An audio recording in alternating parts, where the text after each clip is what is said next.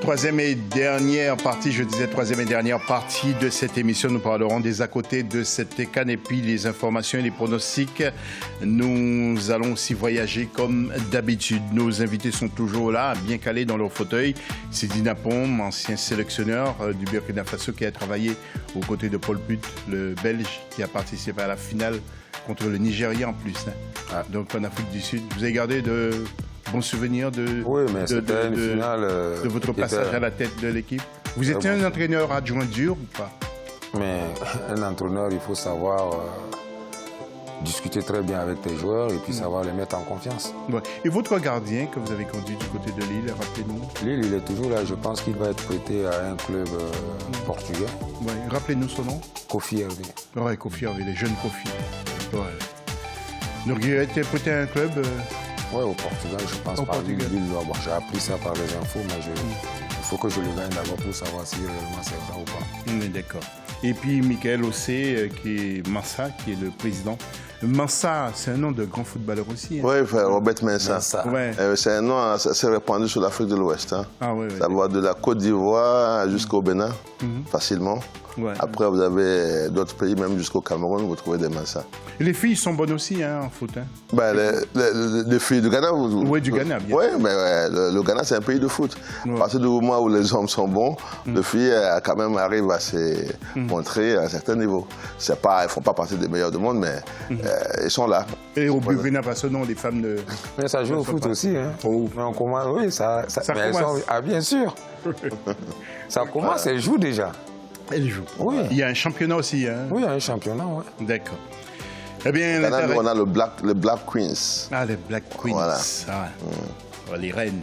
Ouais. Bon. Nous allons parler aussi de l'interactivité. N'oubliez pas donc vos pronostics et vos observations sur les rencontres. Et puis, si vous voulez intervenir, le Facebook Africa24 TV ou le Twitter, c'est l'hashtag Africa24 TV. Nous allons retrouver un premier sujet. Alors, messieurs, donc à partir d'aujourd'hui, nous allons retracer l'histoire de certains pays dans cette CAN. Et aujourd'hui, nous parlons de l'Algérie. Regardez ce sujet.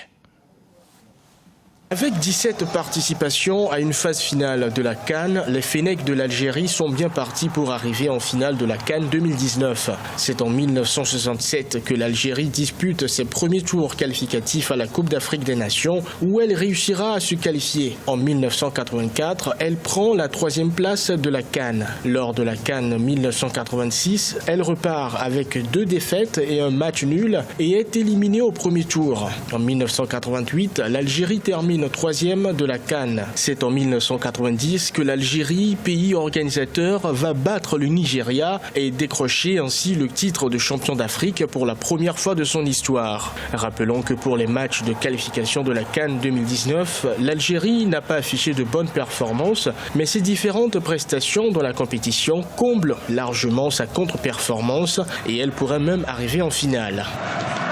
Michael s'est dit un titre seulement, c'était en 1990, peut-être un deuxième titre cette année, parce que l'Algérie tourne très fort. Hein. Parce oui, mais pourquoi pas ça sera, parce que ça fait très longtemps qu'ils ont gagné, et s'ils gagnent cette année, ça sera un bon retour dans le foot, quoi. Oui, 1990, c'est le dernier titre. Ben bon, les Algériens, en tout cas, ils sont partis pour... vraiment, actuellement, avec les matchs qu'ils sont en train de faire, vraiment, ils montrent un très beau visage au niveau de leur football. Mais je dis, point d'interrogation, aujourd'hui, on ne sait pas. Il ne faut pas avancer les mots parce qu'aujourd'hui, on ne sait pas qui peut gagner cette coupe. Ouais. Parce que les surprises, on a vu, hein, contre l'Égypte, contre les Camerounais qui sont sortis, qui étaient champions d'Afrique. Donc aujourd'hui, on ne peut pas pronostiquer qu'une telle équipe va prendre cette coupe. Parce que l'Afrique, aujourd'hui, le football a tellement évolué. Quand tu es sur le terrain, si tu ne mets pas les bouchées doubles pour arriver à gagner ton adversaire, respecter ton adversaire, je pense que ça va être compliqué. Aujourd'hui, les Algériens sont bien partis, mais ils ont une très bonne équipe. Mais je dis attention, il y a les surprises qui arrivent devant. Ça fait plus de 20 ans que vous avez organisé, c'était en 1998. En 98, oui, chez nous, au Burkina Faso. Vous avez terminé combien? 4e. 4e. C'est pas mal quand même. Hein? Ah oui. Ouais. Le public était là, vous vous souvenez? Vous étiez gamin, vous? J'ai joué la CAN 98, José. Ah oui, excusez-moi. Ouais. Ouais. La question que je voulais lui poser, est-ce qu'il y a jamais eu une CAN où on a pu prédire que c'est lui qui va gagner? Est-ce qu'il y a souvent... Non, bon, les pronostics qui partent, en général, avant, c'était les pays comme le Cameroun, le Nigeria, l'Égypte.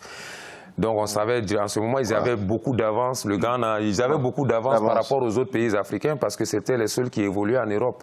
Aujourd'hui, la plupart des joueurs africains évoluent en Europe ou à l'extérieur, même s'ils ne sont pas en Europe. Donc tactiquement, techniquement, tout le monde est préparé. Donc sur le terrain, maintenant, si tu ne mets pas les bouchées doubles pour dire je suis une grande nation, tu vas rentrer à la maison. Et juste un petit mot, c'est dit en 2 mots. C'était dur à l'époque. Hein. Vous avez pris des coups parce l'arbitrage et l'arbitrage aujourd'hui, ce n'est pas la même chose. Ouais. Avant, s'il fallait être un bonhomme, les coups, quand tu les prenais, tu bronchais pas. Aujourd'hui, on les touche un peu, ils sont à terre. Donc, c'est très différent. Vous étiez milieu? Milieu de terrain, oui. Ouais, vous deviez sauter comme un lapin. Toi, José, tu ne rates pas. Je me débrouillais quand même. Ça se voit sur ton corps. Nous allons faire un clin d'œil à Joseph-Antoine Bell, ancienne star du Cameroun, membre de la CAF, et nous lui avons demandé comment vit-il justement cette CAN. Joseph-Antoine Bell. Je suis content, je n'ai pas de problème. Je ne perds pas de match, donc je ne risque pas d'être mécontent. Je suis dans l'organisation de la CAF, donc je sais ce qui se passe ou ce qui va se passer. Donc non, je n'ai pas à me plaindre. Je crois que les équipes sont bien logées, que les aires de jeu sont très très bonnes. Dans le passé, j'ai eu à critiquer les aires de jeu. Là, les pelouses sont magnifiques. Donc, et puis on joue en juin-juillet. Donc, les joueurs sont à la disposition des équipes. Les entraîneurs ont eu du temps pour préparer leurs équipes. Il n'y a pas grand-chose à regretter. Et l'ancien gardien de but international du Cameroun tente de nous dégager quelques favoris dans cette phase finale. Écoutez-la. Maintenant, on ne peut pas ne pas penser à l'Algérie. En tout cas, moi, je ne peux pas ne pas penser à l'Algérie. Je ne peux pas, évidemment, ne pas penser au Sénégal. Ça, c'est les grands habituels. Mais bon,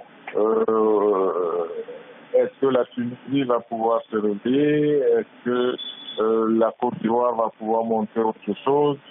Il faudrait peut-être les voir aussi lors du premier match couperé par les comportements des uns et des autres lors de ce premier match couperé, donc d'attendre la fin des huitièmes de finale pour commencer à y voir plus clair.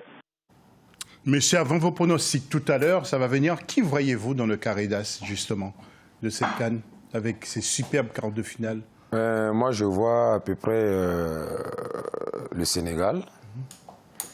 Et carré d'as, je pense beaucoup aux Malgaches aussi. Et je vois à peu près les Ivoiriens. Et puis, depuis qu'ils ont passé le Mali, je vois les Ivoiriens qui vont être dans le carré d'as aussi, avec, sans oublier le Nigeria. Ah oui, d'accord. Oui, Michael?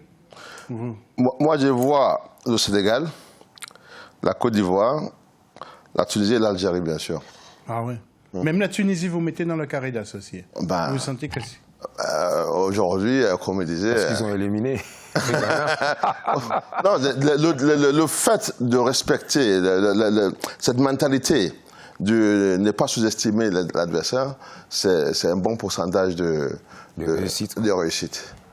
Oui, nous allons passer, messieurs, si vous le voulez bien, aux infos de la CAN.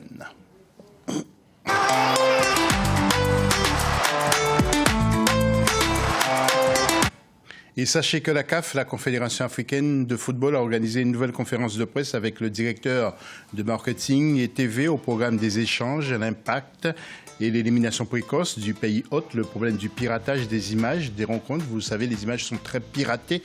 Donc, pour cette CAN, M. Bah Abdelmournaïna a tenu à rassurer en déclarant que la sortie de l'Égypte n'aura pas d'impact direct sur les recettes de la CAF. Celles-ci sont liées au contrat de droit marketing et droit TV qui ont été signés en amont de la compétition, sûrement un impact sur l'audience, mais l'audience elle-même n'aura pas de conséquences sur cette compétition. Et puis Joe Kadange, ou Joe Kadanje, considéré comme l'un des meilleurs footballeurs de l'histoire du Kenya, est décédé à l'hôpital de Nairobi à l'âge de 84 ans. Il avait déjà subi un premier accident vasculaire cérébral en 2006. L'ancien attaquant et entraîneur des Harambee Stars avait été victime d'un autre accident vasculaire cérébral en février. Il avait été hospitalisé pendant deux mois. Depuis, il faisait l'objet de soins médicaux constants. Son fils Oscar Katange, également ancien footballeur et qui s'occupe de son père, a confirmé que la légende était morte après avoir été transporté à l'hôpital. Et puis l'entraîneur camerounais, Clarence Seedorf, a refusé de spéculer sur son avenir après l'élimination des champions titres par le Nigeria lors de ses huitièmes de finale. Eh bien, il demande aux journalistes justement de patienter et a déclaré « Je suis vraiment désolé pour les garçons. Ils ont travaillé très dur et ont bien joué, mais c'est du football et un seul peut gagner à la fin. » C'est dit un petit mot sur Clarence Seedorf. Est-ce que vous sentez que c'était l'entraîneur qu'il fallait justement à cette sélection du Cameroun? Bien sûr qu'il fallait un entraîneur. Seedorf, c'est pas mal. Le problème, le match qu'ils perdent. Je pense que le Cameroun a perdu parce qu'il faut savoir que ce match-là aussi, il y avait beaucoup de déchets techniques, au fait. Le match, j'ai regardé le match avec le Nigeria. Le Nigeria, certes, dès les 30 premières minutes, a dominé. Ils ont marqué. Le Cameroun est revenu au score. Ils ont doublé. Et depuis que les Camerounais menaient 2-1, ils ont commencé à baisser. Ils étaient plus concentrés. Donc, et ils avaient des problèmes au niveau des relances, au niveau des prises de balles. Et ils ont commencé, je ne sais pas si c'était la fatigue, ils ont commencé à peiner là-dessus et ils ont perdu. Et le Nigeria, comme on les connaît, les Nigérians, donc, ils ne lâchent jamais le morceau. Ils ont une mentalité allemande, donc ils ont gagné leur match. Mais je ne pense pas qu'à chaque fois quand un entraîneur perd quelque chose, il faut chaque fois changer d'entraîneur, ça ne sert à rien. Il faut partir sur de la continuité. Parce que l'équipe du Cameroun, ils ont une très bonne équipe. Donc, continuer et puis garder leur entraîneur. Et puis, dernière info, silence de mort dans le stade international du Caire au coup de sifflet final de l'arbitre. Après le match Égypte-Afrique du Sud, les Bafana ont réussi un exploit en éliminant le pays organisateur devant, s'il vous plaît, 75 000 personnes qui étaient abattues. Les Égyptiens ont applaudi les joueurs sud-africains après le match. L'Égypte avait déjà accueilli, vous le savez, la Coupe d'Afrique des Nations lors des victoires des Pharaons en 1959, 1986 et 2006. Suite à cette déroute, l'entraîneur Javier Aguirre a été limogé quelques minutes après le coup de sifflet final. Le Mexicain de 60 ans occupait son poste depuis moins d'1 an et avait succédé à l'Argentin Héctor Cúper qui a dirigé l'Égypte lors de la Coupe du Monde FIFA 2018 en Russie. Maintenant, en image, un petit clin d'œil sur les prochaines affiches et les équipes qui vont participer à ces quarts de finale, Sénégal, Bénin, Nigeria, Afrique du Sud, Côte d'Ivoire, Algérie, Madagascar et Tunisie. Et messieurs, avant vos pronostics, encore un petit mot. Michael, vous n'avez pas beaucoup parlé de très beaux quarts de finale malgré tout. Ça, c'est sûr. On ne peut pas dire le contraire. Ouais. Et on s'attend à des très beaux matchs. Ouais. Vous dormez pas beaucoup? Vous restez très tard à regarder la télé, Sidi? Non, bon, je regarde les matchs en fonction du temps que j'ai. Donc, ce n'est pas tous les matchs que je regarde. Hein, donc, en fonction. Et donc, parfois, les matchs, ils passent, mais c'est des bonnes heures. À 18h, à 20h, c'est intéressant. Vous avez autre chose à faire aussi. Je sais que vous êtes un homme très, très occupé aussi, Sidi Napon. Les pronostics, tout de suite.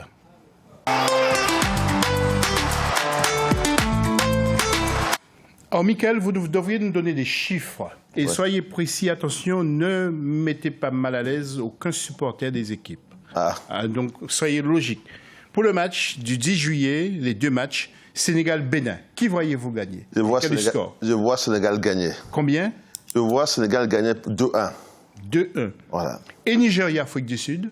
Nigeria-Afrique du Sud, je vois l'Afrique du Sud gagner 2-1 aussi. Bon. Sidi, Sénégal-Bénin? Sénégal-Bénin, 0 pour le Sénégal. Et Nigeria... Et Bénin, Sénégal-Bénin. Non, Sénégal-Bénin, c'est ça, je dis 1-0 pour le Sénégal. 1-0 pour le Sénégal, ah oui, d'accord. Voilà. OK.